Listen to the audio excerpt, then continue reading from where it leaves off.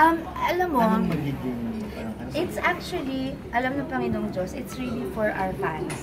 There's been a clamor for it since he came home. And that was how many years ago.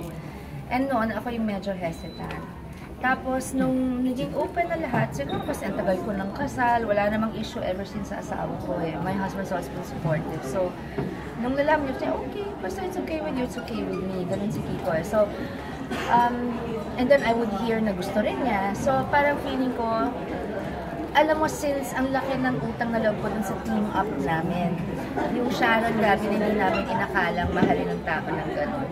Tapos, alam ko nasaktan din yung fans namin nung nagkanya-kanyang buhay na kami. Parang closure lang. Sabi ko, either two things, closure para mapagbigyan na namin sila, tapos the end na kasi nag-mature na kaming dalawa.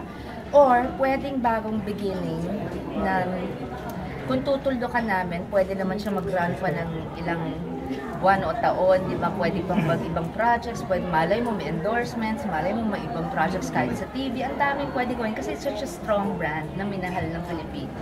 And then all our fans who grew up with us, na ngayon may mga anak na, alam ko nakikwento nila yan, na yun nung araw, yung ganyan.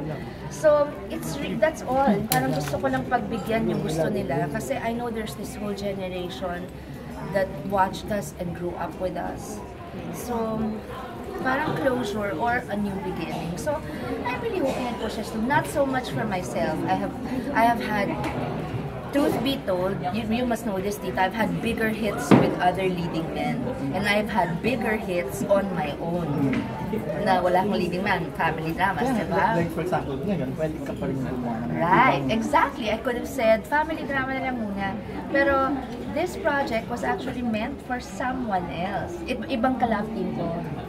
Nasabi ko, okay lang tita, kung tatanggapin, ayaw mong try muna natin yung Gabi. Ako yung nakipaglaban for it. Because sabi ko, matagal nang hinihintay ng fans namin. Kasi alam ko naman, I have people to fall back on. There's Richard, there's Robin, there's Aga. Then I can do a family drama na. I mean, you know, parang siya sa teleserye, meron siya. Wala, napaka-glossy lang ng team up namin. Gusto ko lang siguro ma-experience ulit ng fans namin. Sa akin, kahit anong pagawa sa akin, okay lang. Pero since na-excite na sila, sayang naman, hindi matuloy. Pwede ka rin ba mag-Darna? Ayun pala! Totoo mag-jumpsuit ko. Ayun.